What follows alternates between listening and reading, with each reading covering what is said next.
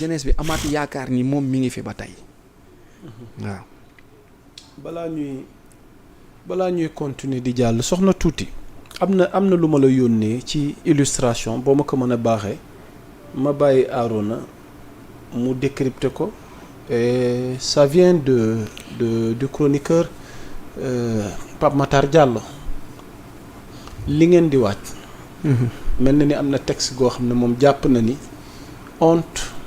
à ceux qui festoient pendant que le peuple souffre ndax jàpp na ni fi mu ne ni waxtu indi saafara ci jafe-jafe askan wi la mais pas waxtu mobiliser ak a daje tuuti voilà donc defe naa illustration baa ngi noonu lan ngay commenter ci position bi nga xamante ni Pape Matar Diallo am na ko mën naa gën a xuus ci texte bi. Qu'est-ce que tu en penses? Palestine. waaw parce que nee na chômage massif, misère silencieuse, jeunesse abandonnée. Alors que les Sénégalais se battent pour survivre, le gouvernement prépare des meetings comme si le pays n'était pas en urgence sociale. Honte à ceux qui festoient pendant que le peuple souffre. Pour ne citer que cet extrait-là. Parce que am na lu mu laal loo xam ne loolu dafa bokk ci point waxtaan bi mooy les images récentes de files interminables de jeunes déposant leur CV dans une simple boutique de cosmétiques sont plus qu'un fait divers. Voilà. waaw merci tuuti ci illustration bi noo gisee li Pape Matar wax laataa ñuy ñëw ci image illustrative boobu tuuti dencal ma ko loolu ba ci kanam. Palestine mi ngi en guerre non wala mi ngi woon en guerre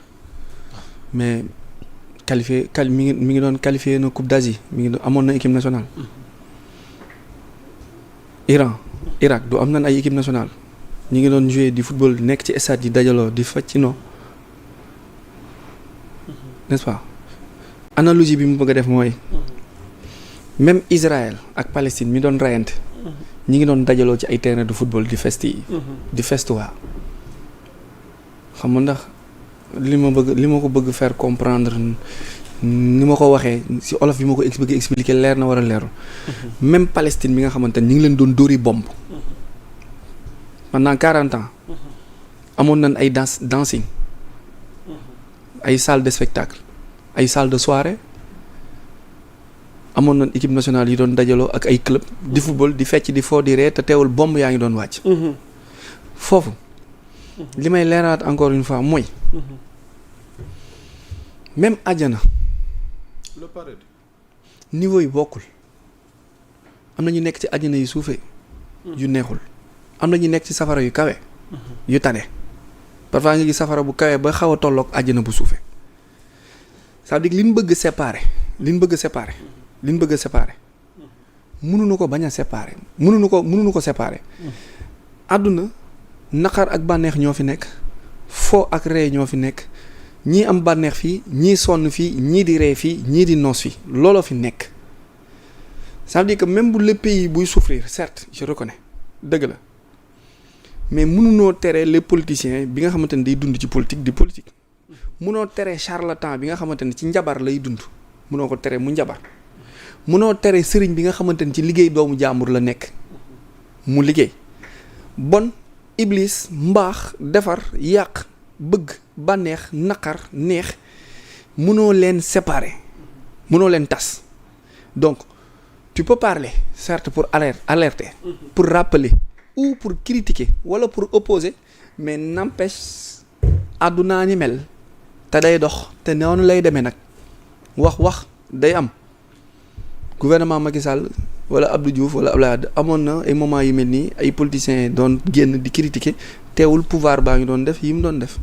comme nekk nu ci état d'urgence nekk nu ci état de crise nekk nu ci crise sanitaire wala crise alimentaire wala crise économique c'est permis pour 4 heures de temps 5 heures de temps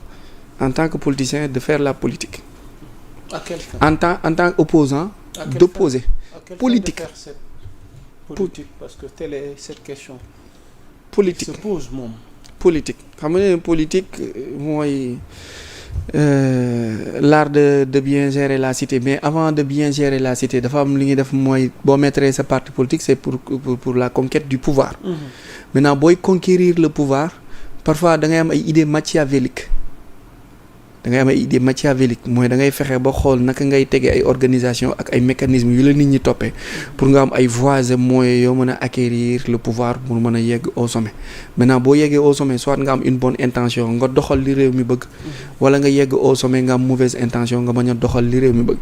Léegi nag comme Ousmane Sonko dafa nekk ci quête pouvoir bi 2029 moom bu toogee croiser les bras bañ a def dara ay opposants am duñu croiser les bras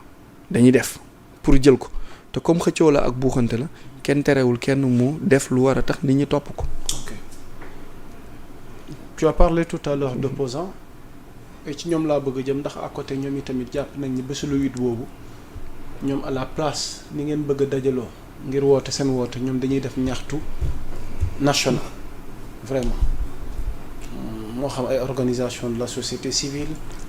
opposition bi. kuréelu rappel à l'ordre bu ñoom Abdou Karim Xurum Xaq Bougane ñoom Thierno Bocoum d'ailleurs moom sax ci lañ gisee mu woote fële na le terrain Sacré-Cœur bi bésu le 8 bi en tout cas ñoom jàpp nañ ni daal dañuy ñaxtu pour la vie chère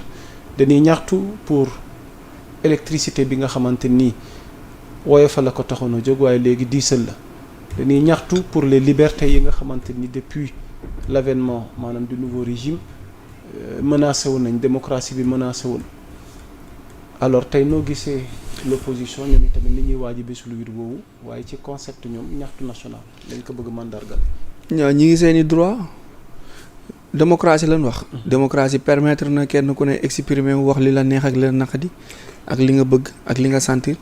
ñoom ay politiciens lañ jàpp na ni réew mi ni muy doxee Ousmane Sonko ni mu koy doxalee ay son gouvernement des na. lan yaakaaroon amul nit ñaa ngi souffrir am na droit ñi ngi ñaxtu xeexal population bi taxaw wax pour que ñoom aussi ñu defal leen mais bu nu fàtte ni ñoom ñëpp pouvoir la ñuy wut même ñee sax bu nu sañoon Ousmane Sonko du exister wala boog mu démissionné wala aura bi mu amoon ñoom ñu am ko ba fexe ba ñoom nu ñu yéegee au pouvoir ñoom it bu ñu yéegee au pouvoir est-ce que kan moo ñu wax ni li ñu wax ak lii ñuy wax nii bu ñuy wut bu ñu yeggee dinañ ko def. am na ku ci yoroon benn organisation financière wala benn entité bu nga xamante ni. comme ñoom wari yii la woon xamu jooni xam. ñaata doomu aadama ñaata sénégalais la yóbbu seen xaalis fayuñu leen ba tey ñaata entreprise la daaneel bu dee organisation bu ndaw boobu nga mënul téye. ay centaines de personnes nga mënul gérer say employés toog am na nga xamante ni 10 ans seen salaire seen statut régulier wul nan ngay gérer. defe naa nan ngay gérer 18 millions de sénégalais. ki ngay wax il est ministre wala. non xam naa ki ngay wax. léegi yow nan ngay gérer ay sénégalais nan ngay gérer 18 millions de sénégalais. yow mënoo gérer 18 000 personnes nan ngay mën a gérer 18 millions de sénégalais. voilà mi ngi noonu quoi waaw doy na war daal waaw. On va essayer d'avancer ndax dañuy bëgg a song actualité internationale bi laata ñuy ñëw ci yóbbu